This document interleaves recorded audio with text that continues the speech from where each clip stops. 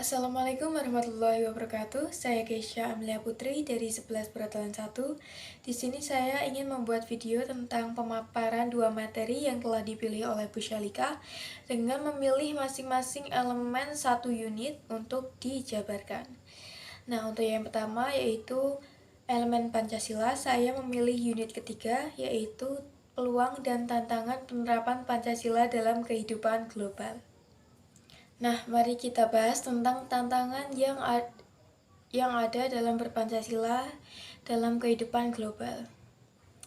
Pada saat ini kita tengah berada pada abad ke-21. Abad ini ditandai dengan adanya kemajuan teknologi yang sangat pesat.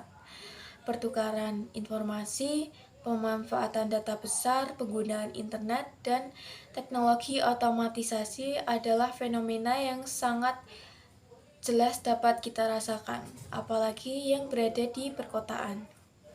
Sejauh memiliki perangkat lunak seperti smartphone, laptop, ditambah dengan jaringan internet, kita dapat berkomunikasi, berinteraksi dengan orang yang sangat jauh sekali. Pada 30 tahun yang lalu, tentunya penyebaran informasi tidaklah secepat sekarang. Apalagi pada masa kemerdekaan Indonesia, di mana teknologinya masih sangat terbatas. Ada banyak sekali pekerjaan yang pada abad sebelumnya sangatlah dibutuhkan, namun pada abad sekarang ini mulai tidak lagi dibutuhkan. Salah satu Komisi Perserikatan Bangsa-Bangsa atau PBB melaporkan bahwa sampai 2030 akan ada 2 miliar pegawai yang kehilangan pekerjaan karena digantikan oleh teknologi. Namun, hal itu akan menjadikan kita mengenal banyak sekali jenis pekerjaan baru yang sebelumnya tidak ada pada abad ke-20. Itulah salah satu masalah yang harus kita hadapi ke depannya. Namun apa hubungan masalah-masalah tersebut dengan penerapan Pancasila? Mari kita simak pembahasannya lebih mendalam. Pada era teknologi informasi ini, Pancasila diuji dengan masuknya ideologi-ideologi alternatif yang sangat cepat merangsek dalam sendi-sendi kehidupan berbangsa dan bernegara. Padahal Pancasila adalah ideologi negara Indonesia yang harus dipatuhi dan menjadi pemersatu bangsa. Lalu bagaimana jika ideologi-ideologi lain masuk ke dalam masyarakat Indonesia yang notabene sudah berpancasila? Beberapa ideologi yang sudah masuk ke dalam sendi-sendi kehidupan berbangsa dan bernegara adalah radikalisme, ekstremisme, dan terorisme. Kata radikalisme seringkali diidentikan dengan ekstremisme.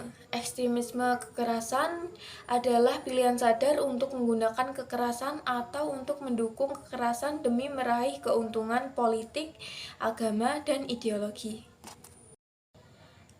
Ekstremisme kekerasan juga dapat dimaknai sebagai sokongan, pelibatan diri, penyiapan, atau paling tidak dukungan terhadap kekerasan yang dimotivasi dan dibenarkan secara ideologis untuk meraih tujuan-tujuan sosial, ekonomi, dan politik. Sebagaimana kita tahu, radikalisme, terorisme, dan ekstremisme mulai menjangkiti bangsa Indonesia. Namun, tentunya ideologi-ideologi tersebut tidaklah tumbuh dari tradisi budaya luhur Indonesia, karena Indonesia memiliki budaya luhur seperti kekeluargaan, tenggang rasa, gotong royong, dan lain sebagainya. Selain itu, yang tak kalah membahayakan juga ada konsumerisme. Konsumerisme ini adalah paham terhadap gaya hidup yang menganggap memberi barang-barang mewah sebagai ukuran untuk kesenangan, kebahagiaan, dan lainnya. Dapat dikatakan pula konsumerisme ini adalah gaya hidup yang sifatnya tidak hemat. Sering kita saksikan di televisi atau media sosial yang lain, perilaku-perilaku konsumtif yang sangat berlebihan. Orang-orang yang terpapar ideologi ini cenderung akan merasa senang dan bahagia membeli sesuatu yang bahkan tidak dibutuhkan. Tujuannya beragam, mulai dari pamer, mencari perhatian, gengsi, hingga hanya ikut-ikutan saja. Akibatnya, demi mencari kebahagiaannya yang terletak pada aktivitas atau membeli barang-barang tersebut, seseorang bisa melakukan apa saja, termasuk melanggar norma dan konstitusi. Ideologi-ideologi radikalisme, ekstremisme, terorisme, dan konsumerisme ini jelas sangat bertentangan dengan Pancasila. Namun pada era sekarang ini, setiap dari kita bisa menjadi konsumen dan produsen informasi sekaligus. Disebut konsumen karena kita bisa menerima dan menyerap informasi dari berbagai kanal, baik dari radio, televisi, maupun dari media sosial seperti Twitter, Facebook, YouTube, dan yang lainnya. Kita juga bisa menjadi produsen informasi dikarenakan kita dapat menyiarkan apa yang kita ketahui dalam media sosial yang kita punya. Lalu apakah dampak yang disebabkan oleh banjirnya informasi tersebut? Banjirnya informasi tersebut menyebabkan kita disuguhi banyak informasi sekaligus, baik yang penting maupun yang tidak penting, baik yang valid kebenarannya ataupun yang tidak. Berada di dalam era teknologi yang berkembang sangat pesat ini, ibarat kita berada di dalam hutan belantara. Kita dapat menjumpai apapun, mulai dari hal-hal yang kita butuhkan sampai yang tidak kita butuhkan, mulai dari yang bermanfaat sampai dengan hal-hal yang berbahaya. Akibatnya, kita seringkali salah atau tidak tahu jalan mana yang benar dan jalan mana yang menyesatkan. Kedua, dampak lanjutan dari beredarnya hoax tersebut membawa kita pada suatu kondisi yang dinamakan post-truth atau pasca kebenaran. Dalam kamus Oxford, makna post-truth adalah dikaburkannya publik dari fakta-fakta objektif. Post-truth adalah kondisi di mana fakta objektif tidak lagi memberikan pengaruh besar dalam membentuk opini publik, tetapi ditentukan oleh sentimen dan kepercayaan. Dalam anggapan mereka, kebenaran ini adalah hal-hal yang disampaikan berulang-ulang sekalipun salah.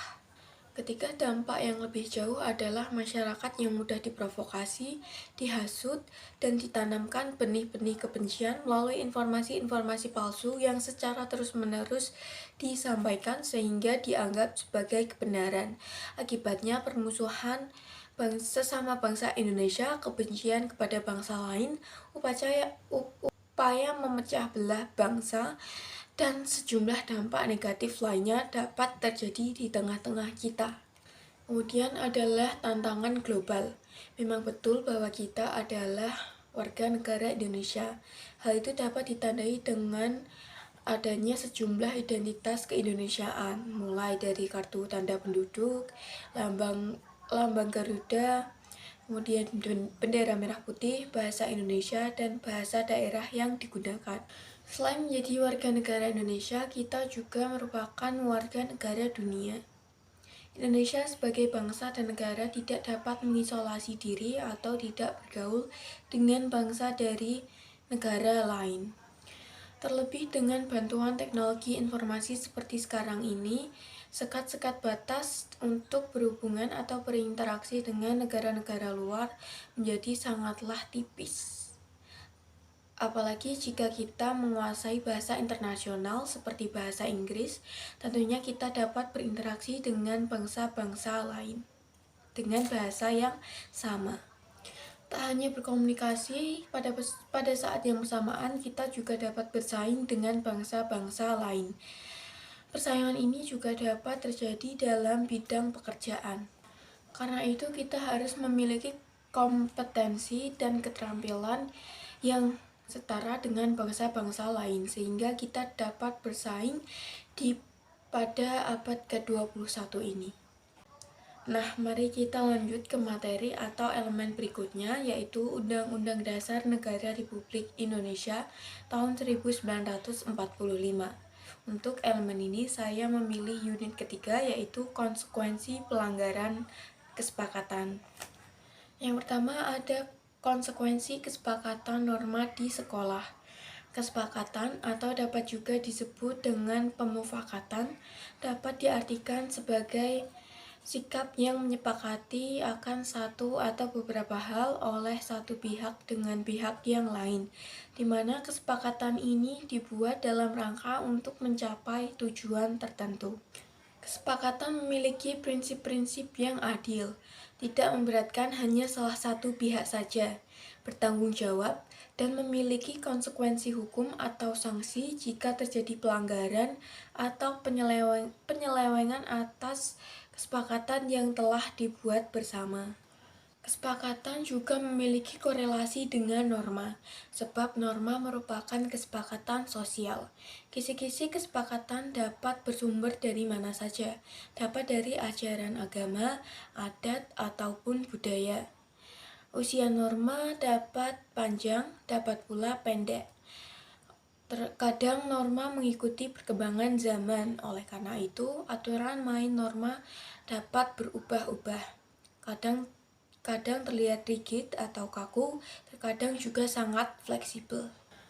Kemudian lanjut untuk ke antara norma dan kesepakatan. Lalu apa itu perbedaan norma dan kesepakatan? Norma adalah kesepakatan yang dibangun bersama oleh masyarakat. Norma dibuat sebagai aturan bersama, sebagai cara hidup bersama, dan sekaligus menjadi pemandu untuk mencapai tujuan bersama. Kesepakatan dibuat melalui beberapa cara, yaitu melewati beberapa pertemuan atau diskusi yang mendalam dan melibatkan banyak orang dengan banyak kepentingan. Sebagai sebuah kesepakatan, norma dibuat untuk dijalankan, bukan untuk dilanggar. Siapapun anggota masyarakat yang berada dalam atau tercakup dalam wilayah geografis maupun non-geografis norma harus melaksanakan kesepakatan yang telah dirumuskan dalam bentuk norma, baik tertulis ataupun secara tidak tertulis. Itulah mengapa norma harus dibuat sebagai cermin kehendak bersama, sebagai refleksi akhir dari berbagai pertimbangan yang melibatkan banyak tokoh masyarakat, mulai dari agamawan, ahli hukum, pemegang adat istiadat, hingga ahli moral atau etika. Norma ini sendiri dibuat bukan untuk sebagai cara melegalkan tindakan-tindakan yang bertentangan dengan sumber-sumber norma itu sendiri, yaitu sosial, hukum, agama, dan kesusilaan. Oleh karena itu, norma harus ditaati. Jika ada yang melanggar norma, maka harus siap dengan segala konsekuensinya. Konsekuensi bukan hanya pada pelaku pelanggaran, namun juga terhadap dampak yang ditimbulkan oleh perilaku-perilaku tersebut kepada masyarakat. Seperti halnya tawuran, sudah tentu ada kesepakatan secara umum bahwa hal tersebut tidak boleh dilakukan. Ada banyak sekali dampak negatif yang ditimbulkan oleh perilaku massal tersebut. Kemudian ada norma di sekolah. Sama halnya dengan norma di masyarakat, norma di sekolah pun juga demikian. Norma dibuat atas kesepakatan bersama dari berbagai pihak, dari manajemen sekolah, guru, orang tua, peserta didik, hingga masyarakat. Norma hendaknya disusun dengan melibatkan berbagai macam pihak secara demokratis. Mereka bersama-sama berdiskusi, semua pendapat ditampung dan didiskusikan secara demokratis pula. Jangan sampai partisipasi mereka hanya dianggap sebagai legitimasi tanpa apresiasi atas aspirasi. Jangan sampai pula partisipasi tersebut diabaikan dalam membuat sebuah kesepakatan untuk membuat norma dalam lembaga pendidikan atau sekolah.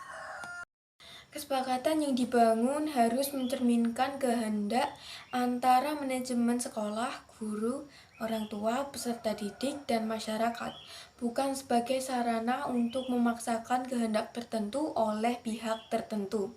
Dalam menyusun sebuah kesepakatan, apalagi kesepakatan yang akan ditulis sebagai norma bersama, menghargai pendapat orang lain menjadi sangatlah penting. Semua pihak harus meletakkan norma yang akan dibuat sebagai tanggung jawab bersama. Karena itu harus merupakan keinginan bersama dan mencerminkan kehendak bersama. atau semua pihak. Semua bersepakat membuat norma untuk mencapai tujuan bersama. Sekolah atau lembaga pendidikan model apapun hendaknya menjadi contoh atau model yang tepat, yang bisa dirujuk oleh masyarakat. Jangan sampai sekolah justru menjadi contoh buruk dari sebuah pemaksaan kehendak untuk membuat kesepakatan norma. Ini memang bukanlah sesuatu yang mudah, tetapi justru itu adalah tantangan dari sebuah komitmen sekolah untuk melayani. Bukan hanya melayani sekedar untuk mengajar, tetapi juga melayani untuk atau dalam upaya pembelajaran kepada diri sendiri dan masyarakat luas. Baik, cukup sekian pemaparan materi elemen Pancasila dan Undang-Undang Dasar Negara Republik Indonesia tahun 1945 dari saya. Semoga pemaparan materi ini bermanfaat dan saya mengucapkan mohon maaf jika ada kesalahan kata atau kekurangan apapun. Terima kasih sudah mendengarkan. Wassalamualaikum warahmatullahi wabarakatuh.